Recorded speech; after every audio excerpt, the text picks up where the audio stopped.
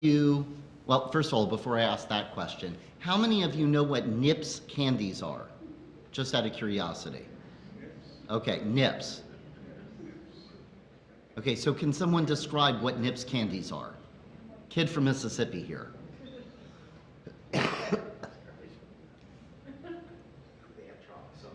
Some of them have chocolate. Helen? Licorice? Right, are they the little tiny ones? Or are they like bigger ones? I got some good hands back there. Bigger ones. I'm thinking of hard candy. Yeah, they're hard candy. Coffee or caramel? Okay, coffee or caramel. It's like an old caramel, like a hard and it's wrapped up in a Okay. There's a reason I'm asking that, because I was listening to the Moth Radio Hour. Is there anyone else here that listens to the Moth Radio Hour? Okay, there are some the Moth Radio program. It's a storytelling show. They apparently have storytelling events all over the country. People go and they tell stories. They have story slams. You can actually have a whole contest to see if your story is better than others or told than others. It's really quite an incredible kind of thing. And then on WNYC, which is the local, the New York PBS, NPR, they actually will then put together collections of these stories that people are telling and share them. So it is just that it is. How many of you grew up with Reader's Digest? It's the radio version of Reader's Digest. Simple way to describe it. Just a mother lode of all kinds of story. And so I was listening to a story, and I will listen different, and they catch my attention for all kinds of different reasons. This one happened to be a story of a young Australian woman named Emma Gordon. She was telling the story, and she was telling the story of an older woman, Margie, and they met in a cancer support group. And it caught my attention because she was describing Margie, who was a West Side, help me with my New York, she lived on the Upper West Side of New York. She was an Upper West Side Jewish lady, is how she was described, complete with the high heels and the pantsuit. Am I doing okay? Yes. Some of you know what I'm talking about. Some of us grew up in the Midwest or the Deep South and really have no idea what the Upper West Side is. It's east of Tennessee, northeast of Tennessee somewhere? No. Okay. So she was telling this, so it caught my attention. So here is, she's talking about her interaction and her relationship with this Jewish woman. So I was listening to the story, but it was the end of it really caught my attention, and I said, wow, I need that line. And so, of course, when you're listening to it on the radio, I happen to be listening to it through Bluetooth in my car, so you can't really write while you're driving. Not a good idea. Guy, you will be driving in a couple of years. Don't try to write stuff while you're driving. There's your bar mitzvah wisdom for the weekend. And so I had to go back and I had to re-listen to it. You just Google the story you're listening to and you find it on the Moth radio website.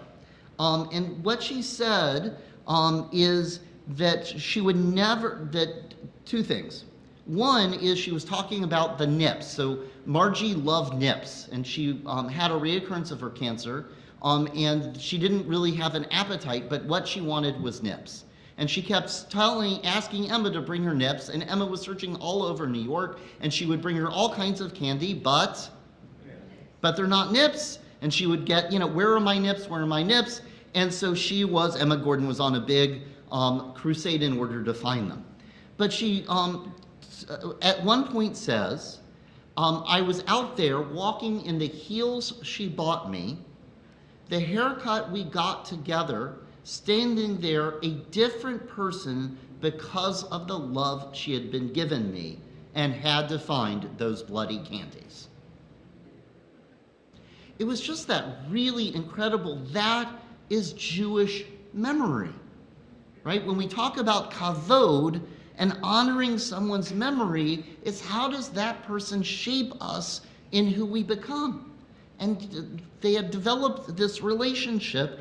It was the heels she bought me, the haircut we got together, and I'm standing there a different person because of the love she had given me and I had to find those bloody candies. That is the Jewish concept of honor so powerfully, and I heard that and I was like, I've got to get that. I have to find that line. And then she says and finishes after Margie had died, she says, I will never forget Margie. I had my own Jewish American mother that had found a way for me never to forget her. From the day she died until this day, all I seem to find are nips. It's just a beautiful, powerful tribute about memory. And so here I am, your rabbi. I hear something of wisdom, of brilliance, and I want to write it down and record it for you. And so I go there and I start listening to the whole story. It's about a 7 or 8 minute story at the most. It's probably 6.5 minutes.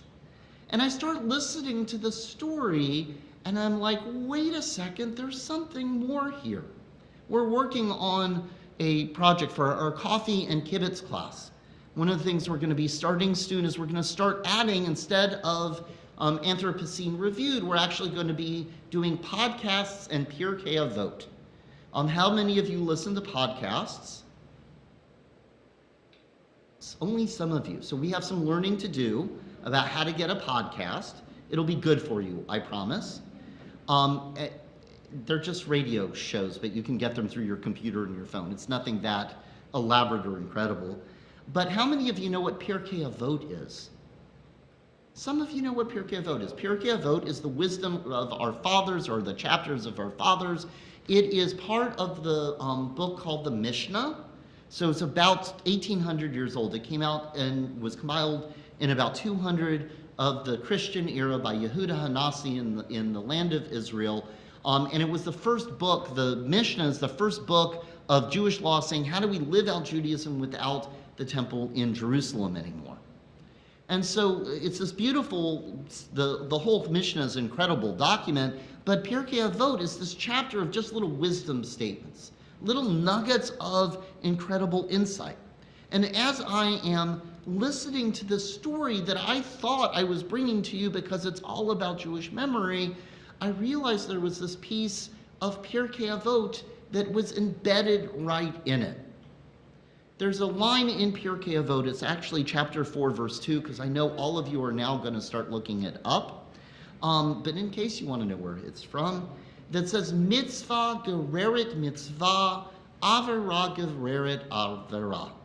One mitzvah will lead to another mitzvah, and one act of wrongdoing tends to prime, get ready, and lead to another act of wrongdoing. And I'm listening to the story of Emma and Margie, and what do I hear? Mitzvah gereret mitzvah. The reason they connected, again, they were at a cancer support group. Both of them had been dealing with cancer, and while Emma's was in remission, she had been having difficulty dealing with those life challenges. She was dealing with drug and alcohol problems, so she goes to the support group. And she walks in, and there is Margie in the wicker throne. Imagine the woman from the Upper West Side, her hair done up, her gorgeous clothes. She's sitting in a throne holding court with this cancer support group. Emma goes in and she is sharing her story of the challenges she's been facing, of her dealing with trying to use alcohol to deaden some of the pain and loss and the fear that goes with dealing with cancer. And at that point, Emma is starting to cry as she's telling her story, and Margie gets up out of her chair and walks over, sits down next to Emma, and just takes her hand and rubs her back. Just being there for her in that moment. And says to her, let's go out after this. Mitzvah gereret mitzvah. One mitzvah leads to another mitzvah, because what happens? They then start having drinks, they start going out to lunch, they start going out to shopping, until we get to the end of that story, where here you have this young woman who not only has, it's not incredible, just incredible memories of this woman that she has befriended, but how her life has been shaped and changed by the interactions by this one woman. And what is now Emma going to do as she moves forward? As she is going through her life, she's going to be looking for opportunities to do for other people what Margie did for her. Mitzvah gereret mitzvah. One mitzvah leads to another. Now, I share that with you, and I want to not just say, let's find ways to really feel what it means to honor someone's memory, or not just let's find and connect in mitzvah gereret mitzvah, but there's actually a piece of the Torah portion tonight that I think is really important to bring, because it's not just let's have one act of kindness lead to another act of kindness. It's not just feeling that weight of memory. There's something very even more powerful that's there. And so tomorrow morning, Guy, you will be reading Torah right here at Temple Beth Shalom. And one of the things, excuse me, that is in the Torah portion that we'll hear, and Guy will offer a rather incredible lesson. One of the lessons, one of the pieces of commentary that's coming from the section Guy had has to do with that value of mitzvah gereret mitzvah, that one mitzvah, one act of kindness, then creates opportunities for the other. So this is coming from Rashi. And because there's this place that if you listen to God, then that is going to take care of the problem of those in need in the land. And so Rashi says, if you hearken a little, you will be permitted to hear a great deal. So if you listen a little bit, if you just listen a bit, that will lead to more listening down the road. And Rashi says, usually the reward for a mitzvah is the opportunity to repeat the performance of a similar mitzvah. Thus, if one is careful to perform the mitzvah of tzitzit, right? If you wear tzitzit, that might lead to you having more opportunities. If you start putting on tzitzit, that reminds you of other times and places that you might wear tzitzit.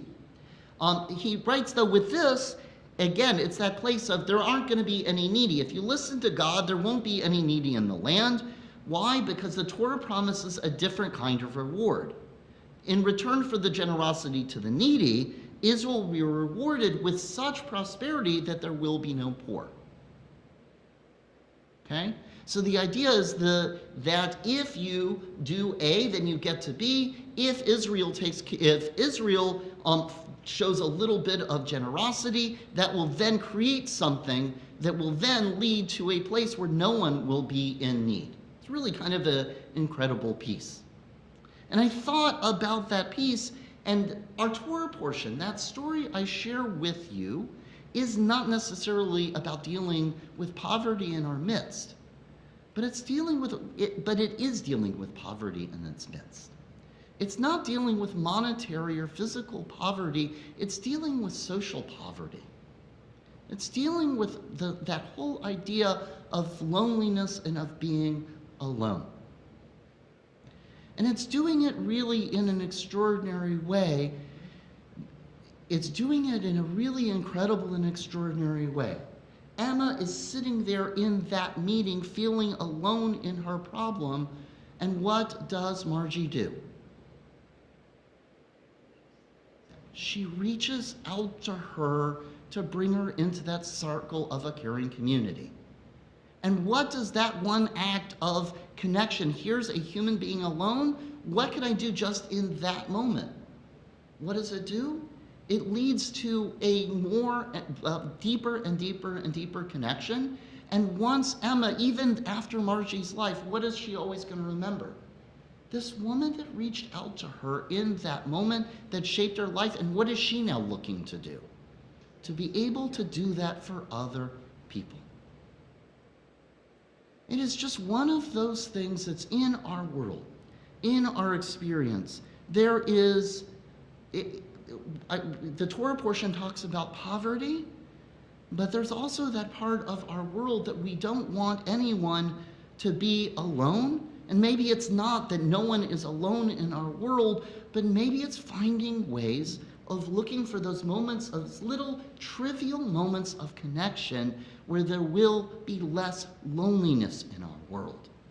If all of us look for those opportunities to share and connect, to those opportunities to give and receive, And it's not about learning something, it's not about getting information, but just being present to someone who crosses our paths.